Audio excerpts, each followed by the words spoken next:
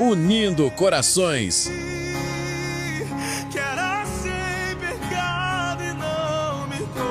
Fortalecendo fé.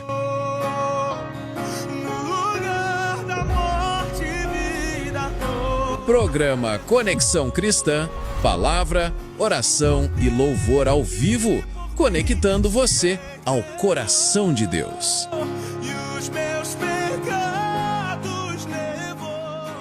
Olá pessoal, sou Natan Nóbrega do programa Conexão Cristã.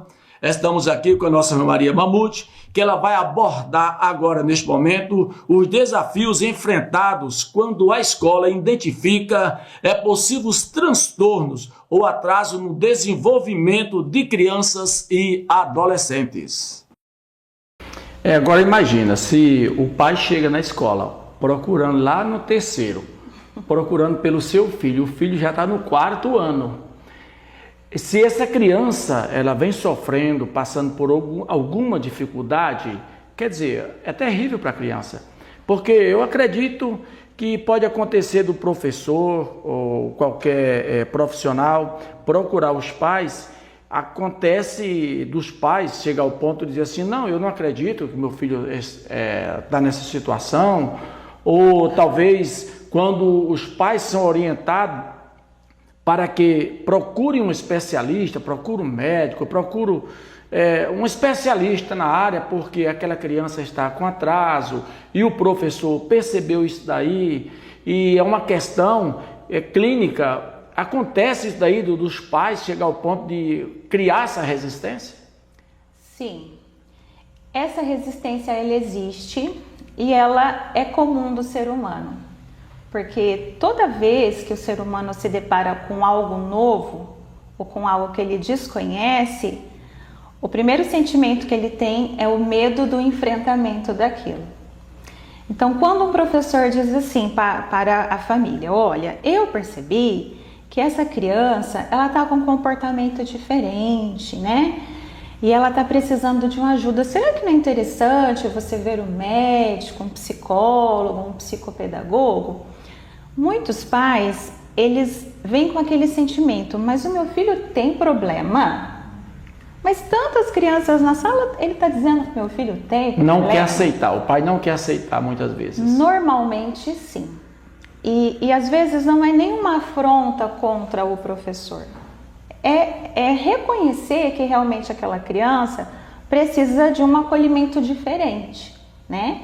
Então, isso ocorre muito no caso quando a escola identifica, por exemplo, os casos de autismo, nível de suporte 1, que às vezes a criança não demonstra tantos aspectos relacionados ao autismo, né? Ela tem, mas eles são mais maquiados, né? Comparado ao nível de suporte 2, 3, que às vezes a criança é mais agitada, grita, às vezes bate no coleguinha, é mais resistente, mas os professores percebem que o comportamento é diferente. Então, normalmente quando comunica ao pai, o pai já fala, não, mas meu filho não tem problema. Quando você às vezes comunica ao pai sobre uma criança que é muito agitada, ou hiperativo, e às vezes o pai fala, mas lá em casa ele também é assim. E aí existe essa comparação da escola com a casa. É o que a senhora falou, senhor Natan, o que a senhora falou. São ambientes diferentes. Se em casa ele está se comportando igual na escola, ou na escola se comportando igual em casa, tem algo errado, né? Sim, e assim, a escola, ela tem uma dinâmica diferente da casa, né? Então, por exemplo, uma criança que sobe na cadeira, sobe na mesa, não consegue parar, em casa, às vezes com apenas a família, é um ambiente mais controlado. Mais livre, né? Mas quando você está numa sala de aula com 32 crianças, 31, 29, isso é prejudicial para a própria criança, para o seu desenvolvimento e dos demais colegas e também do educador. Porque para que ocorra a aprendizagem, o ser humano ele precisa de atenção, memória e raciocínio lógico.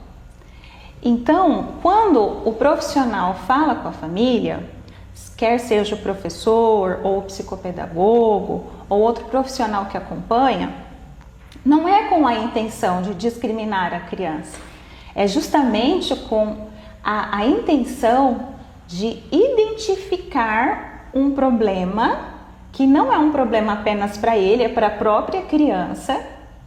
E essa identificação, quando é acolhida pelos pais, isso é ótimo, porque é o primeiro passo, a identificação é o primeiro passo para o tratamento.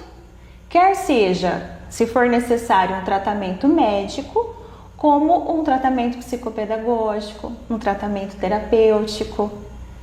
E isso começa na identificação.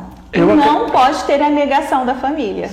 Eu acredito que o professor, o profissional, ele deve ficar contente quando ele procura os pais, e os pais, mesmo que acham estranho assim, tem aquele impacto naquele momento, mas o professor percebe que eles vão tomar uma atitude, vão tentar resolver isso daí.